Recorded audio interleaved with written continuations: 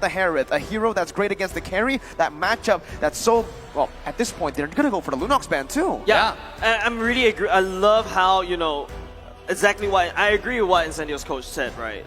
They literally bamboozled every one of us, even in the Custer's desk, in the Bananas desk. Yes, we thought they can only play the Ube strat, but turns out no, they're very flexible. They just stick to the Ube strat because it works well against the other teams. And now for Falcon, who is basically the kryptonite of the Ube strat, they adapted in game number 2. It worked. In last game, they picked the card and show us how it's done playing the normal M4 strat, the normal M4 meta. And here was Hayabusa ban right here. I think you're right, Lunox might have been the next target if you think about it, but they choose to go with the ban on Martis from Incendio. This is going to be interesting because they're targeting not only jungle but also the gold lane side choices. You know why? I believe it's because they already have that Eve, right? They have the Eve, they have the Glue, 2 magic damage dealers. If they pick up the Lunox here, they're gonna really, well, Falcon's gonna be really banking on that magical defense, magical damage. And oh, that's why. All right, they want to pick it up for themselves. They want to be able to burst the Glue down with the carry. That's very easy to do. Carry plus Lunox, oh, that's super easy to do. It's like double shredding. You have the paper shredder of the physical damage department, and you have the paper shredder for the magic damage department. This is a very interesting choice coming out from Incendio Supremacy, and don't forget, this is another Clash composition, another big Omega team fight composition. I want to use the Fatal Links to engage, but it's going to be a Beatrix going in for the side of Falcon, and that lane once again. Looking at Incendio, any form of hard CCs. Oh my god, they're looking, I mean, Guac's still a flex pick right here. Going to the silent, Guac can go either EXP lane to go against the Glue. I think he would do okay actually, especially considering how much burst damage he has with the combo to kill the small babies for the Glue. The Glue babies. The Glue babies. The Glue babies. No children are harmed in the making of this production, ladies and gentlemen. Okay, you know, for the jungler now, right? It has to be the jungler. TNZ is gonna be, I don't know here. Do you want to go for more utility? Do you want to bank on the fact that Lunox and carry needs to get to the power spikes to deal damage and go for just something like a utility to set that up, like the Fredrin, or you want to double down, go for some more damage in the Leo board? That's what they do. Yep, so it's exactly what I mentioned in the previous day, right? Like, if you want to go and use this Leomord as your jungler, it's basically more like a janitor. You want to use him to sweep people up.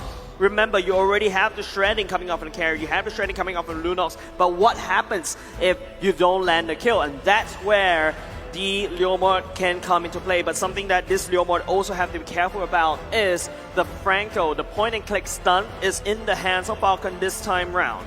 I'm wondering how did Incendio grow so much in this M4, right? I mean, they understand every single strategy. Look at this composition they have. It looks scary. The Atlas comes in into the Leomord's ultimate, into the Grok.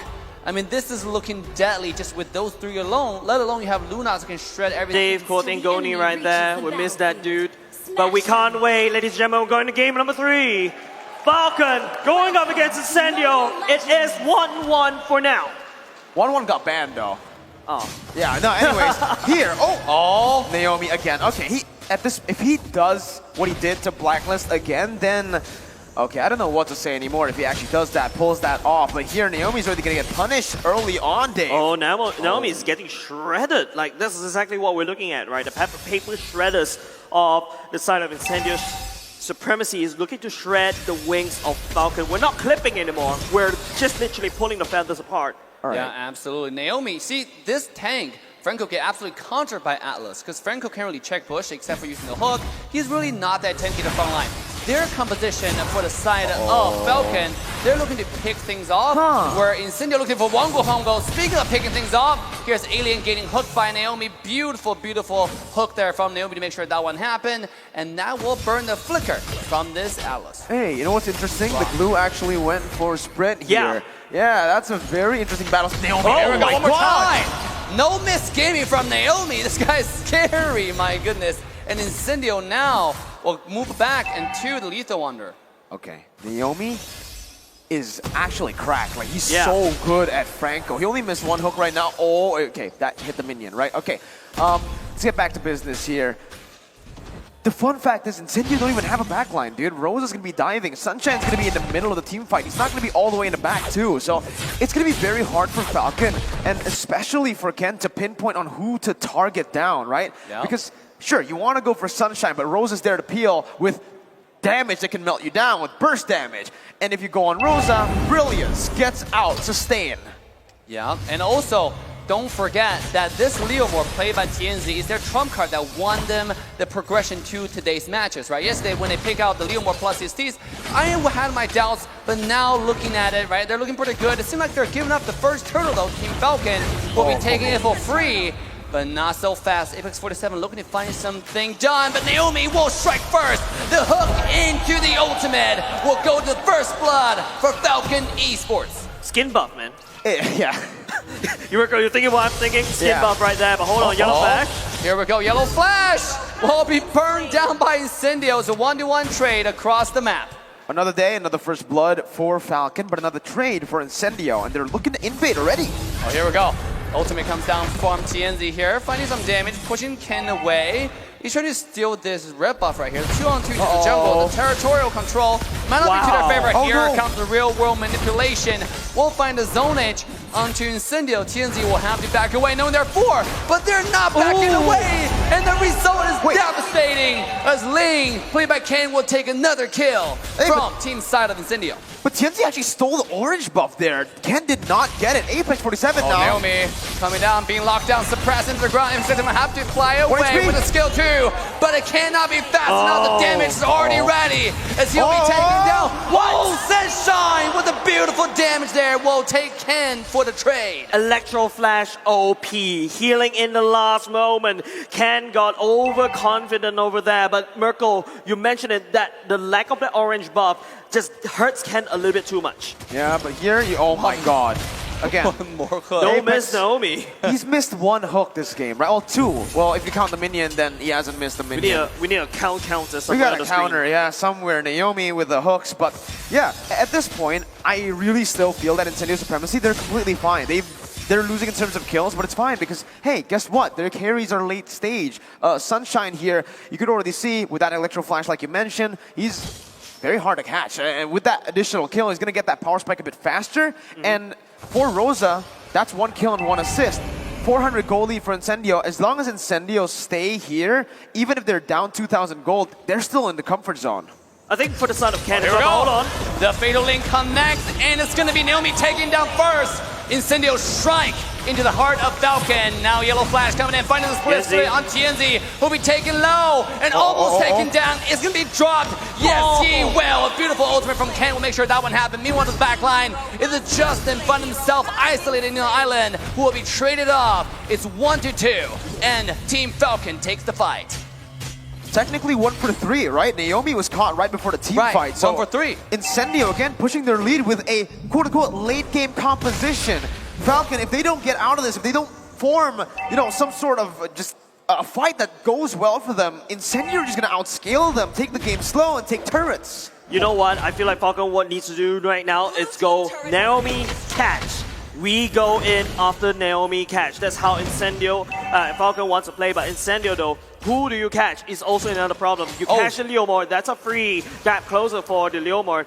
If you catch Apex 47, that's a free gap closer for Apex 47 as well. Rosa is proven, but hold on. Oh, here comes the mass. It's barely missed, and now it's going to be Apex 47 in the midst of everything, taking a lot of damage, taking down Berbelo, and he will be taken out by this Yellow Flash, who is in between the ultimates of the entire side of Incendio. It's a 1-to-1 trade so far, and Incendio makes a comeback, and now making a move to the turtle.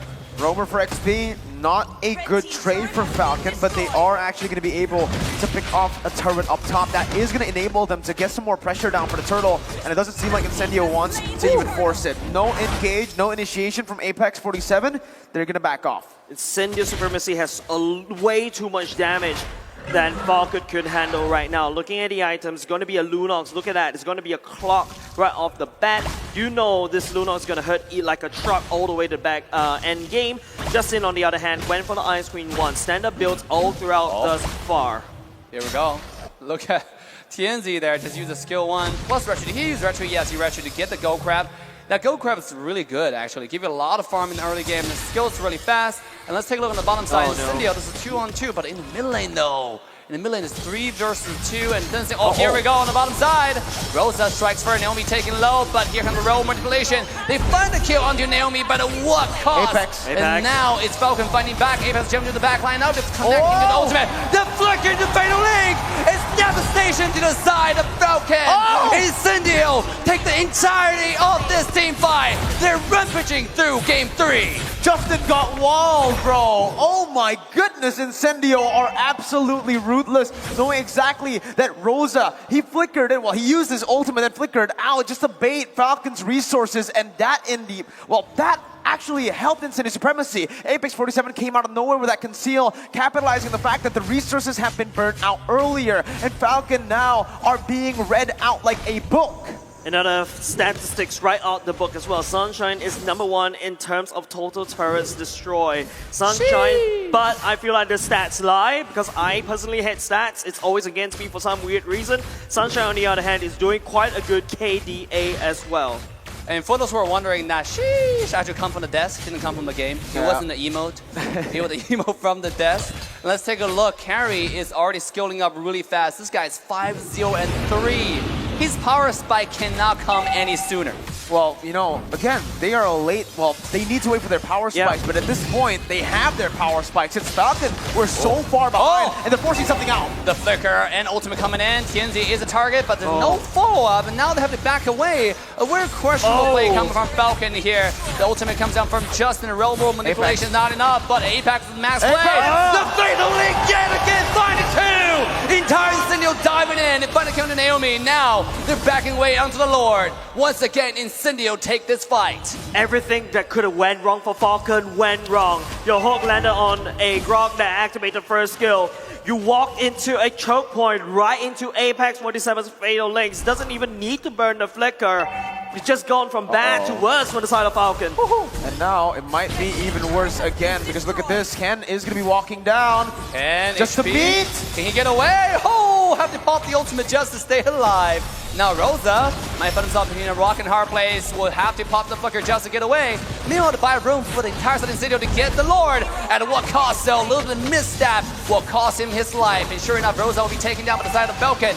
The hook will not miss. Oh, one more time, X47 with the fiddle link. This time not going to connect. It's now Yellow Flash finding the split onto Apex 47. Will have to walk away for now. Yellow Flash still zoning the entire side Incendio away though. Naomi finding the chance for the hook. It won't connect, and Falcon fights back. That's insane. They need to fight back right now. The Lord's actually looking a little bit around the goal. He came in and he takes what they deserve. What a fight right there from TNZ. What a steal, actually. This guy, I think he stole a Lord last game, too. It's so back and forth. TNZ stole Turtle last game. Now it's a Lord, so he's scaling, too. Zipix finally getting to those item power spikes. There you go. The male pick roar is done, but look at the carry. Corrosion Scythe, Golden Staff, and even the Wind of Nature. How are Falcon going to be able to deal with the carry now with that Wind of Nature done? Not only just that, TNZ performing like this is just gonna allow them to win this game number 3. Hippity hoppity, your property is my property. That's what Incendio literally said. I take your turtle, I take your Lord. But thanks for that team fight, though. From Falcon's side, they're able to equalize the gold differential, right? I mean, like, yes, the Lord got stolen by Incendio, but Falcon's not that much behind on gold. It's actually barely about 2,000 gold ahead. I mean, 2,000 gold behind for the side of Falcon. This is 10 minutes into the game. That's barely anything. You forget the fact that Incendio shouldn't have the gold lead though, right? They are the late game comp. It should be Falcon who have the gold lead. So the fact that Incendio still have that gold lead after losing in that fight, and the fact that TNZ was able to steal in a 1v4 is just absolutely, well, abysmal for Falcon. Falcon right now, at this point, what do they even need to go for? Personally for me, they need to wait for a mistake from Incendio supremacy. They need to punish, but again, you can't just rely on Incendio making a mistake. Oh my god. Alien going for the wild charge. Knowing that Ling was out of the energy. That was close. That was really close to that. I literally cracked up. I was like, oh, that's actually could be a play. And then Alien just missed that wall charge. But I mean, it's all fun and games for now. But Incendio Here we Apex go. 27, that's the real game. Going for the yellow flash. Here comes the entire set of Falcon diving in. Damage is ready. Monster kill goes to the marksman. Sunshine's popping off. And now it's Ken looking to jump into the fight. A beautiful flicker. Okay. The ultimate from Naomi will find TNZ. His heel will be taken down. Apex 47 taken low. But Sunshine's popping off. Look at his damage. 1, 2, 3 auto attack. And there's everybody going down. It's a 1-2 trade. Incendio fights back yet again. I feel like Falcon, right? I think, well charged. connected 92 rolls into the backline. Devastation, disaster for Falcon. It's a 0-2 full trade. Incendio is disintegrating their opposition. Chase, we don't get to talk. It's all the play-by-play here. They're going from plays across the map, and even here, it's Ken looking for something. It might be another play. Dave. Here we go, Ken. Nah. Flying with faster getting. But damage! Happy pop the 10 bits of blade. Ken barely gets away. I like how you said nah, and then it's like Sunshine, hey, I'm here. Yeah, it's like Ken, you needs to use the ultimate just to get out, just to have the iframes. That's the amount of damage Sunshine is doing right now, and Incendio looking to perform on form, but I have to just gotta say, right, Falcon, right now, I feel like they're fighting two battles, and especially in a game like this, where Incendio have this late game composition, it came super early, Falcon needs every hand on deck. Well, you know, it comes down to, again, Falcon not knowing who to target in his team fights. If they go for Sunshine, Rosa's free hitting. If they go for Rosa, then everyone else is free hitting. And on top of that, they have so much CC to actually negate that dime. They also can burst the frontliners from Falcon. So, again, Falcon, at this point, they really need to find some isolation. That's the only way they get the dub, right? Without relying on Incendio's mistakes in the team fights. They need to split this team up, and they need to catch them one-on-one with Naomi on that Franco. Incendio, the way they play, I don't think they're going to give that over. I feel like this is a replay back in the group stages, right? I feel like, remember, I think it's one of the first few games of the day, right, in the group stage. Incendio and Falcon fighting for the spot of being that dark horse. TNZ on that Leomord is that devil horse that Falcon cannot hold on. Right here, right now. They're going to go into the fight. Mlbbe taking down. Apex for the engage. Legendary kills to Sunshine. This guy's destroying the game with a flicker hook. Flicker ultimate come Naomi will take down TNZ yet again, but at what cost? Now it's Rosa fighting back, finding kill number 1. He will find kill number 2 with the help of the team. Incendio, 2-3 trade, and they got a Lord come into the base. Newsflash, ladies and gentlemen. Wind of Nature doesn't work against Lunox. Exactly, and even against the true damage from carry, right? So that's the thing, that Wind of Nature, the only reason he got the Wind of Nature is for TNZ and Alien, but Sunshine can just negate that. Lunox can just burst you down, and at this point, look at that Golden Staff again, right? Golden Staff and now DHS. He already got the Corrosion, he already got the Golden Staff, and now with the DHS, does even more damage, and Glue, it doesn't really matter what defensive items you have now. You might as well just go for Immortality because you are not going to survive for long. I mean, no one's going to survive against this carry. This guy's 0 dash 10 kills. Oh, man. Can we already predict the MVP of this game if they win? It's 0-4? I don't know, man.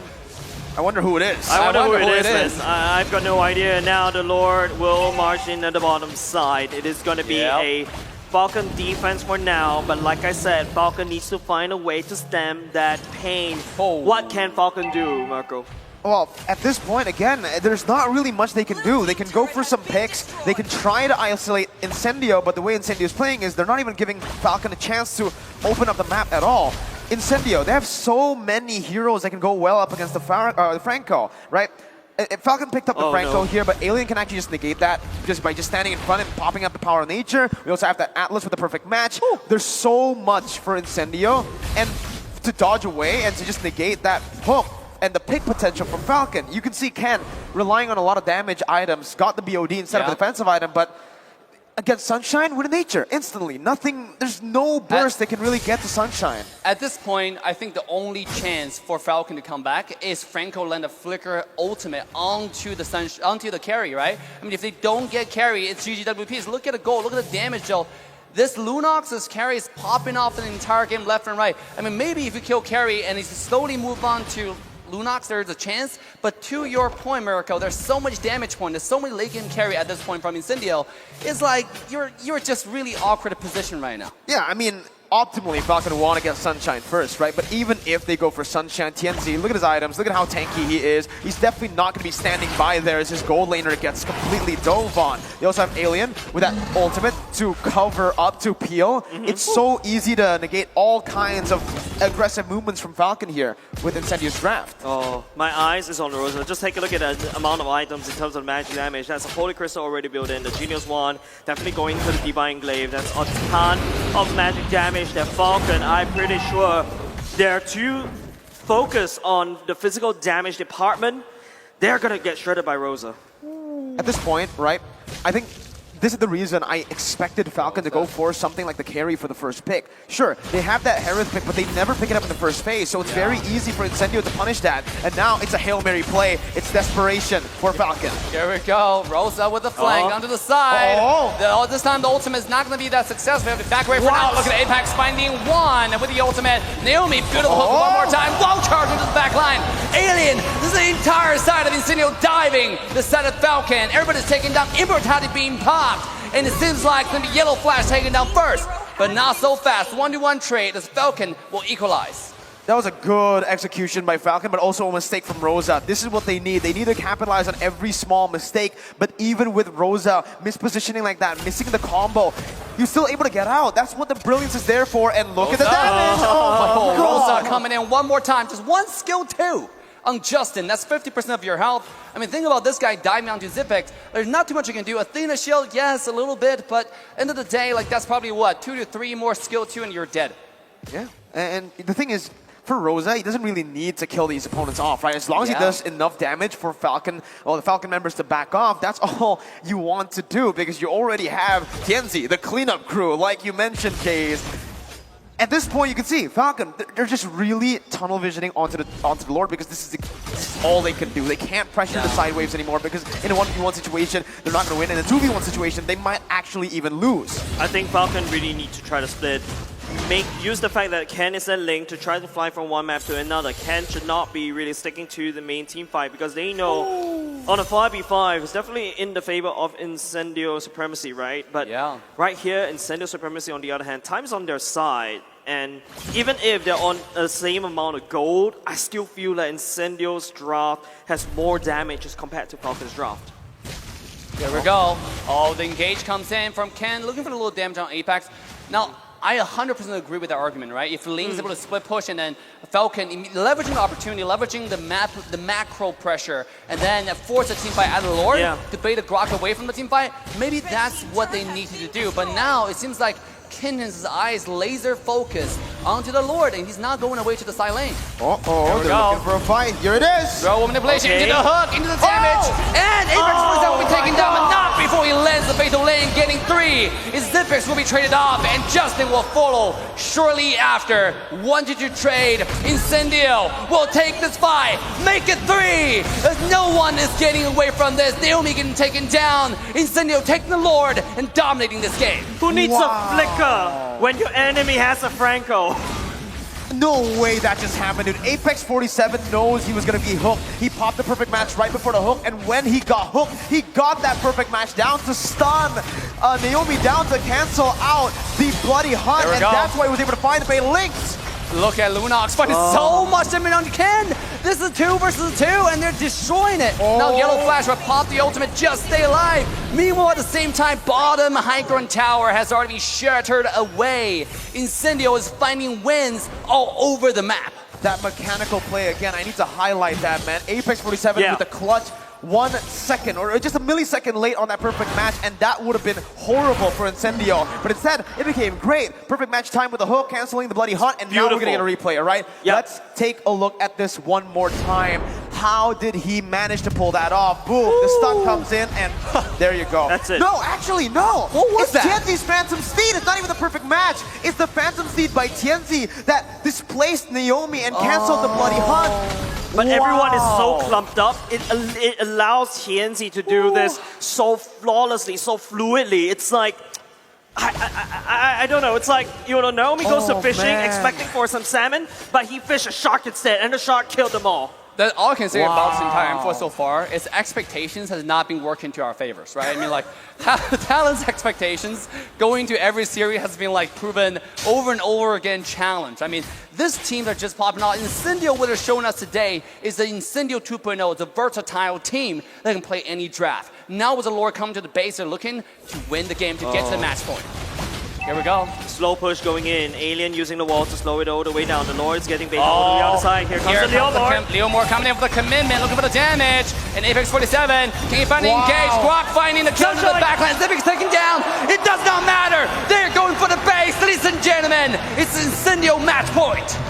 Match point for another match here for Incendio supremacy. And again, we gotta talk about that.